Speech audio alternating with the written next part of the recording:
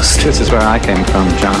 The Dharma Initiative. We're not supposed to leave. Jacob, this is John. We have to go back, Kate. If you phone her boat, every single living person on this island will be killed.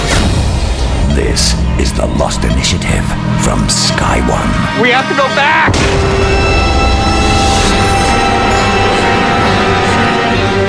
We thought Saeed had peaked when, as Hurley put it, you snap that neck with the breakdancing thing you do with your legs. But no, everybody's favourite torturer and contract killer is well and truly back in his stride. We've just watched episode 3, The Economist. I'm Ian Lee. This is The Lost Initiative. The Lost Initiative with Ian Lee. Joined as always by Geeky Tom. Hey. And Paul Terry, editor of the official Lost magazine. Howdy. Yes. So let's get straight on with this week's episode, and where better place to start than the very end, with Ben back in a waistcoat and working as a vet. These people don't deserve our sympathies. Need I remind you what they did the last time you thought with your heart instead of your gun? You used that to recruit me into killing for you. You want to protect your friends or not, Saeed? I have another name for you. But they know I'm after them now. Good. So, Saeed is working as a killer for this. I'll be honest, I found this episode very, very confusing. It's upset me slightly. I've noticed. Saeed is working as a killer for Ben, who's got some kind of hold over him. Ben says, "Need I remind you what they did the last time you thought with your heart instead of your gun?" Why is he working for Ben, first of all, Paul? I couldn't understand any of this. I thought you just summed it up. He's working for Ben because Ben seems to have some kind of hold over All right, him. well, let's break this down. Let's break this down. What does that mean, the last time you thought with your heart instead of your gun? What's that referring to? Basically, something really tragic happened to prove to Saeed that Ben was trustworthy, which is the unthinkable, and now he works for Ben. That's basically what it is. Now, Ben also says, do you want to protect your friends or not? He's either talking about, in my opinion, the rest of the Oceanic Six, or he's talking about everybody else that is still, even in the future, stuck on the island. We don't know enough to make that decision, do we? Or make that choice. It could be either. Would you agree it's those? Yeah. It's one of those two options, probably. Absolutely. I'm going more towards the people on the island. Or you could break it down further and say, because there's two camps on the island now, which one would he class his group of friends? My or you mind could is break it down melting. further and say, what about if he gets to the freighter, if he makes friends there? Is Ben referring to friends he's made on the freighter? You know, I think you're breaking it down. You've broken it down a break too have far I got, there. have I got Ben has a list of people that he wants Saeed to kill. Yeah. Any idea who they are, why he wants Saeed to kill them? I think it's going to be the people on the boat that came for Ben, I think. I mean, they've got to be related to just, you know, the people who want his head, he's Okay, getting in there first. But who surely. wants them? Is this Dharma 21st century style that they're hunting down? Is Ben the new Dharma? It's so many questions, very little answers. It feels like he's going for the big boys. It feels like, you know, this is possibly the group of people who are controlling the whole thing, who Ben hates, the people who are kind of after the island's powers. Any significance in Ben being a vet? That was odd, wasn't it? Well, I that guess struck me as... Was that maybe just his undercover work position? But why a vet? That's an odd thing to do. That would imply he has some medical training. But he liked rabbits, didn't he? He had a rabbit, didn't he, on the island? Oh yeah, there was a connection with rabbits. Now we know that the man on the golf course near the start of the episode, Mr. Avellino, was one of the people on this list of that Ben wanted killed. Why does he get so scared when Saeed says he's one of the Oceanic Six? Because he starts cacking himself, doesn't he? Well, that seems like there's an unspoken awareness that the Oceanic Six are not going to dig the group that he's joined to. He seemed terrified when he said, I'm a member of the Oceanic Six, survived, or was given the payload. But wouldn't he have seen a photo of Saeed? You know, almost like a warning, these people... Yeah, you know, I was surprised he didn't recognise him. That's what's sort of, you know, confusing me. Yeah. Tom, we also know. as well. We also know. Let's move on. We also know that Elsa's boss was on the list, and it's because Saeed says so. His name is on a list. A list? What list? You have a list? It's my employers. Who is that? It doesn't matter who he is. You just kill people because you're on a list? Innocent people? The man you're working for is not an economist. Who the hell is Elsa's boss? I was imagining who's the gentleman that went to see Hurley in the mental home? Michael Abaddon. Abaddon. Well, Abaddon? it could be any of that group of people, like the Mythos Bioscience group that we've seen over the episodes, couldn't it? Well, Richard Alpert. And he uses a pager, doesn't he? Which means he doesn't he likes old-fashioned things. So he's using a pager. That's odd. Yeah. Who do we know who is a bit scared of new technology? What, Jacob? Yes, exactly. Could it be? He doesn't like torches and things. I think that's a bit too modern for him. Yes, a page maybe a step too far. Okay, well, yes. maybe like the followers of Jacob had that mindset. You know, they all align themselves with the most basic technology as possible, or a few generations back, because that was, you know, that language. I think there's sure has to be things related. less advanced than a pager, like a pigeon and a piece of paper and a Wouldn't it be string. wicked? Wouldn't it be wicked if Ben was her boss and it's like a double, triple bluff against? Oh no, don't, because this episode is confusing enough already. Just to make your brain explode. Elsa knows that Saeed's after her, after her boss though. That was a double bluff going along for the whole episode. But I believed their relationship. I believed that she was in love with him and vice versa. I don't. I think he loved her. Yeah, he loved her definitely, but she felt nothing for him. Why did she shoot him in the shoulder then? Why She didn't wanted shoot him in the head? information. Well, because if you listened and watched the episode, you'd have found out that her boss, whoever was on the phone, told her to bring him with her. Alive. So that he can get the information of who his boss is and where his boss is. Yeah, I think you're wrong. Elsa was wearing a bracelet which looks the same as the one that Saeed saw Naomi wearing, and Naomi's one was inscribed with N. I'll always be with you, RG. N, of course, we have to assume it's Naomi. Naomi, yeah. RG? Richard Green? I just made that name up. There's obviously some connection between Naomi and Elsa then, if they're wearing similar bracelets. And the fact that Saeed was kind of drawn to her bracelet in the first place, everyone else just ignored it, but he looked at it and stole it from a dead lady. That seemed to be him in the future, yeah, remembering. But no, but he took it from Naomi. Yeah. He took the bracelet from Naomi. Actually, yeah, that's true. Before I interpreted that as though he had some awareness of what that bracelet was in the first place. Why would he take it otherwise? Or maybe he read the inscription and thought he would use it as a bargaining tool or some device and find out who RG was and then use that because the others don't know that she had the bracelet on. Maybe he was just looking for information about who she was. There's Tom there, summing it all up in a rather neat fashion. Okay, let's visit Team Locke, shall we? Because Locke's behaving very, very bizarrely, isn't he? Very bizarrely. Well, we'll get there in a second because back on the island, Saeed and Kate go looking for Charlotte and Saeed finds a secret room in Ben's house. Not hidden that brilliantly, is it really? Oh, look, there's a bookcase. Oh, look, there's scuff marks around the floor. Oh, hang on, what's this?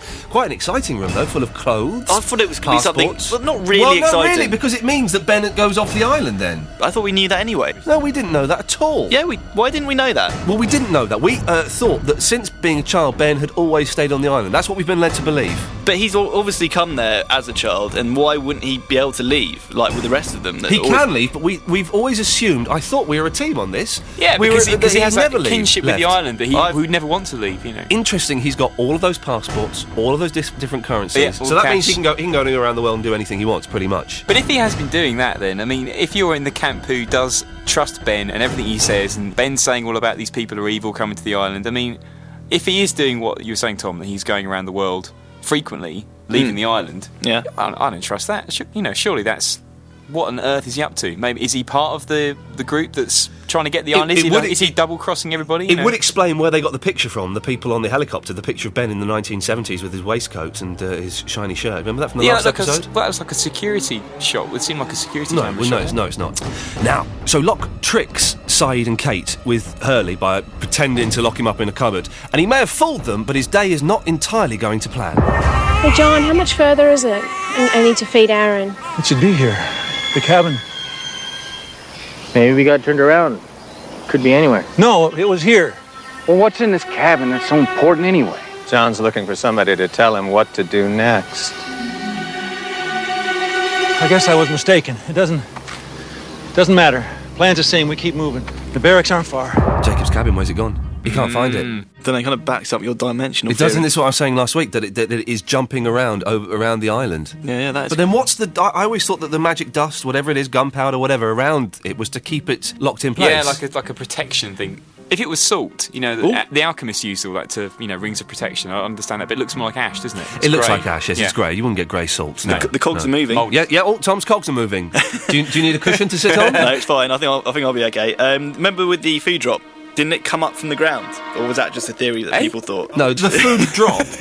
Was that your response to, wait a minute, the cogs are turning? Yeah, I just pictured it moving around the island that way. Why is Locke going to Jacob's? Ben says he wants to know what to do next, but I'm not sure that's the case. No, I thought that was the case. I think that is the case. I thought Locke looked a little bit upset that he was confidently leading them there to introduce him to Jacob and go, hey, this is Jacob. This is the guy who's leading my consciousness through the island or whatever, and then he's not there. Yeah. So Ben, as always, gets to John Locke again through that. Well, we've got a caller on the lost line, Tony, who's got a theory on Jacob's cabin, and he thinks he might know who Ben's man on the freighter is. Ooh. Tony, what do you think's going on with Jacob's cabin? That's That's a strange one, that. Did you see the mobcasts, I believe they were called, at the start of the series? The little videos that they made that were put out on the internet. Paul Terry has seen these. Yes. Yes, on one of those, like the last one it was, they showed you a scene where we saw Vincent running through the jungle. Yes. Yeah. And then all of a sudden, someone says, like, come over here, and then you turn around and you see that it's Jack's father. Yeah. I thought it was very interesting, that, because we saw that we got a little glimpse of him in Jacob's cabin. So are you subscribing to the theory that has been discussed here that Jacob is Jack's dad? Yes. But then how come when we saw Jacob in Series 3, he didn't look anything like Jack's dad? Well, maybe he's able to change his shape. I mean, we've seen him appear as lots of different things on the island. I mean, I'm under the impression that he's actually the smoke monster as well. No, you're not going for it. So. Tom, would you go along with that? That Jacob is the smoke monster? That would make Jack's dad smoke monster, which would make Jack part smoke monster, which doesn't make that much sense. It doesn't make any sense. Now, you've got an idea who Ben's man on the freighter might be? Yes. I think it's Michael. And I'll tell you why I think it's Michael. Yeah, go on.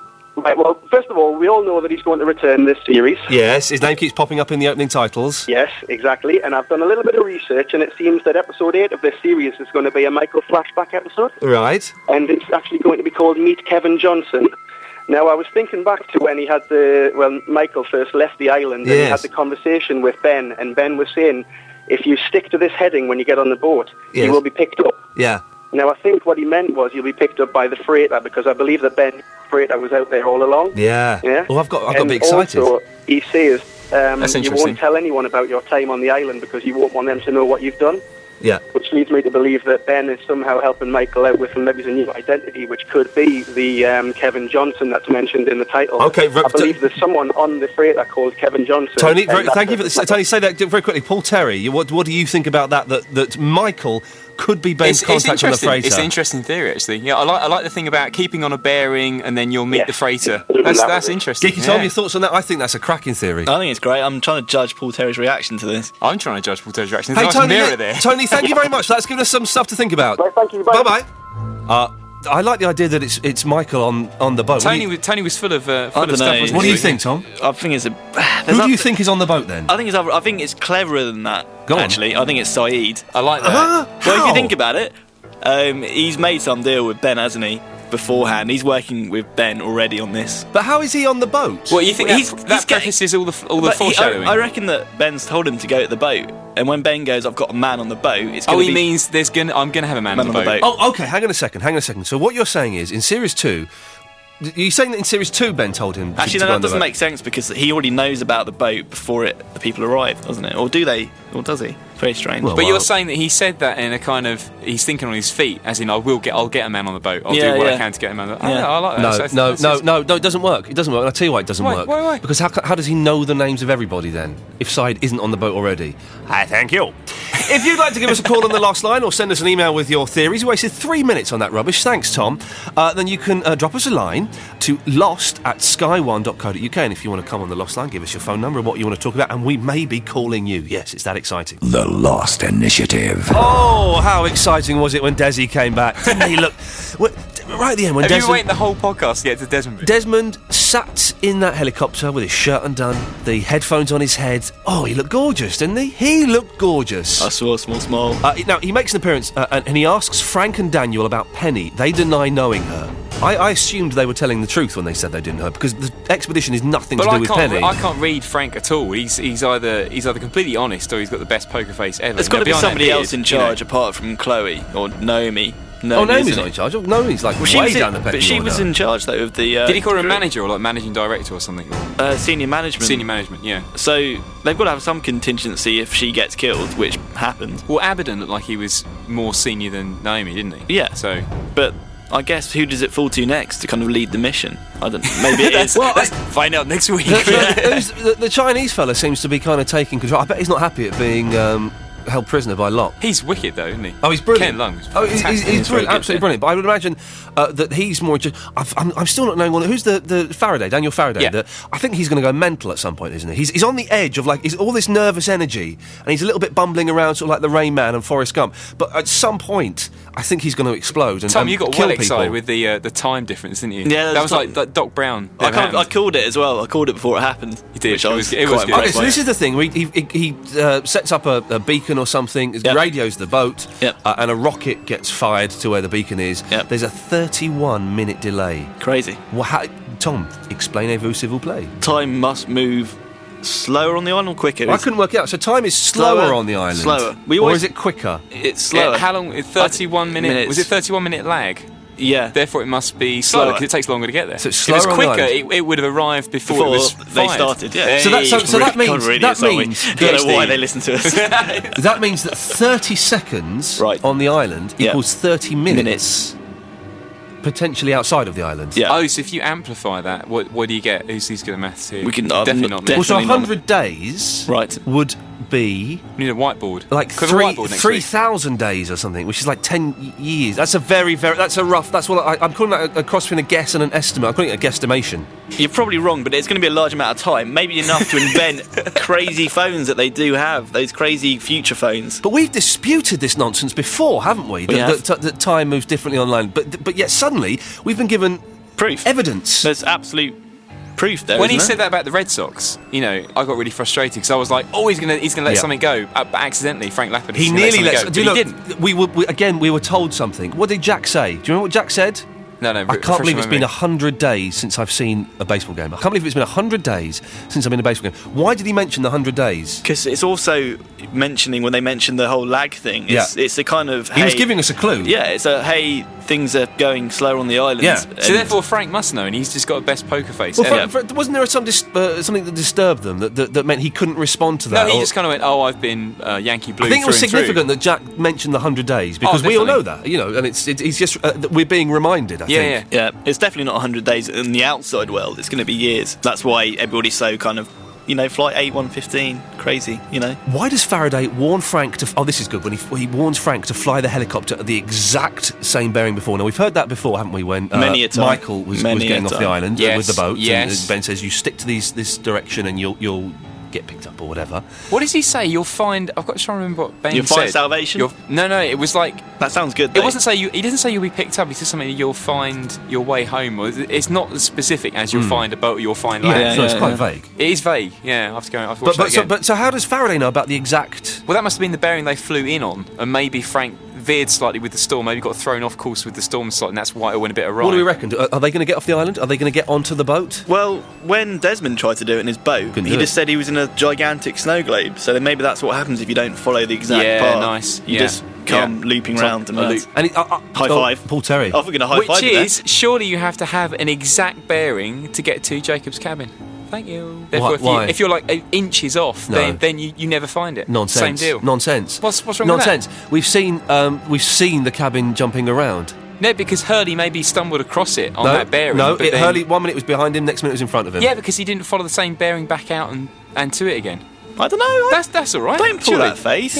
Only if the world could see that face. Describe the face, quick. Okay, look, we haven't got time for facial descriptions. Now, Charlotte decides to stay on the island as she has work to do.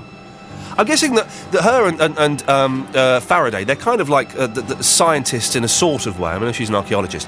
But to them, this place must be incredibly fascinating to them. So that's why they're there. He wants to check the physics. She wants to check out the four-toed statue. Well, yeah, it seems to be all about that and about Ben, and they don't seem too fussed about our poor castaways. I don't think their mission is just to get Ben.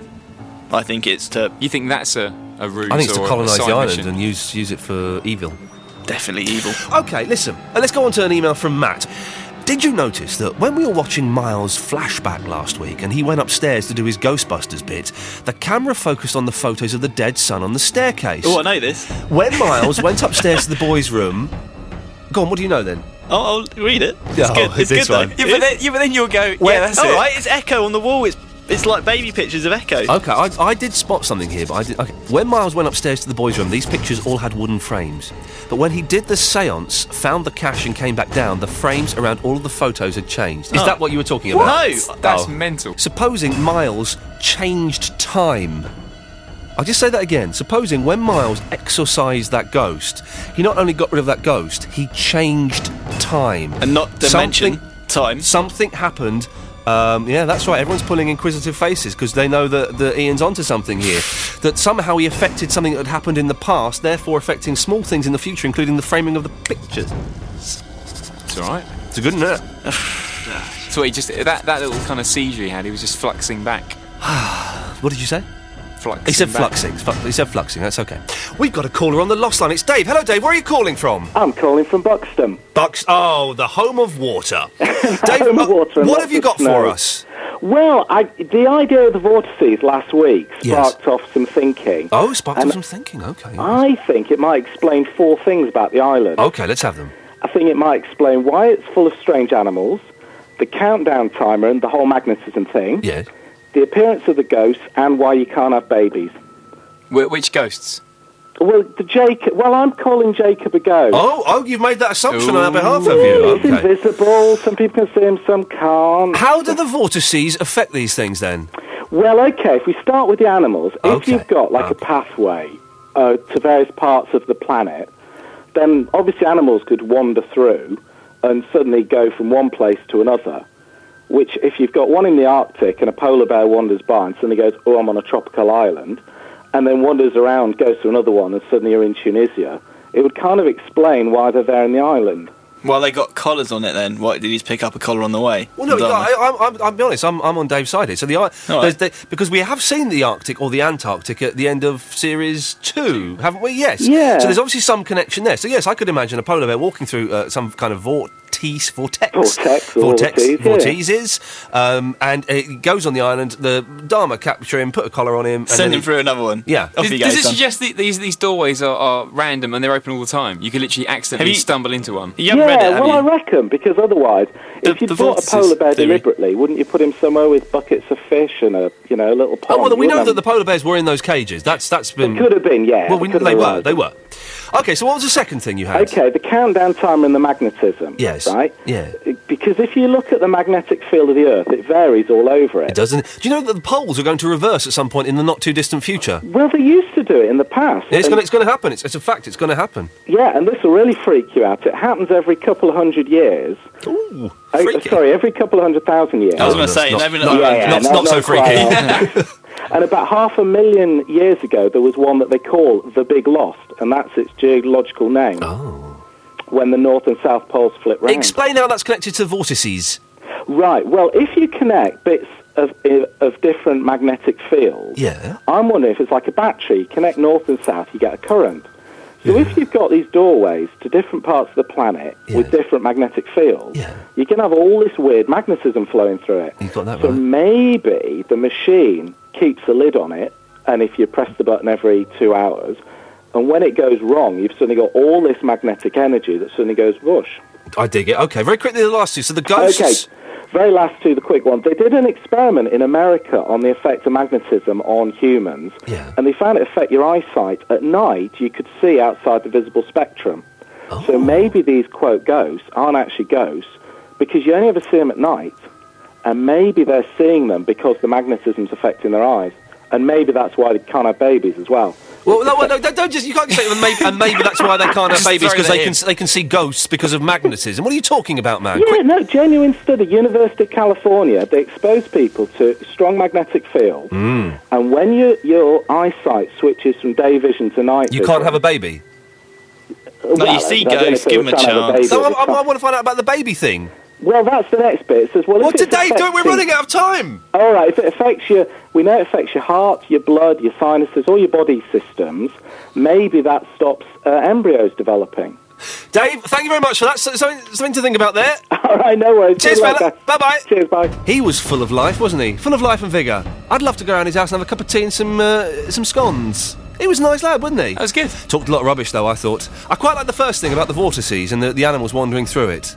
He lost me with the ghost thing, because we saw Dave in the daytime. We saw Charlie in the daytime. No, Dave wasn't a ghost. What was Dave then? Dave was just Hurley's imagination. It was Hurley's bonkers. Okay, so what are the ghosts then? Well, Jacob. Right, yeah, carry on. Here we go. Well, that's it. He's right. We've only seen Jacob at night time. In a chair. Oh, whoa, hang on a minute. There we go. So does that mean when Locke and, what's his name, Ben, went to the cabin the first time, was it at night time? It wasn't night time. So maybe you can only see the cabin at night time. Oh, that's good. Oh, good. Well there's done, something Ian. there, isn't it? Well, Hey. well done, me and Dave. Yeah, too right. That's not bad, is it? Yep. Just go around his house and thank him. Have I stumbled on something there, Paul? Oh, I love it because I love it. I love the it. probing's great because I can just do a little cheeky wink. You and can't just do poker face, It's mate. great. You can't do poker face. I love it. If you've got a theory that you'd like to share with us, either on the Lost line or via email, then send us an email to lost@sky1.co.uk with your details, and we may be talking to you and sniggering behind your back. Paul, thank you very much for coming in. Thanks, sir. Tom? Yeah.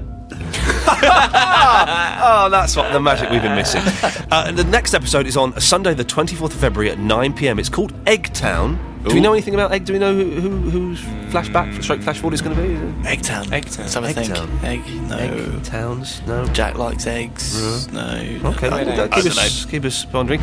Now, the next episode is on Sunday, the 24th of February at 9 p.m, Eggtown, and if you miss that, you can watch it for free on Sky Anytime PC, which is sponsored by Lost, the video game, available from the 29th of February on PS3, Xbox 360 and PC. Find out more at lostgame.com. Until next time, namaste.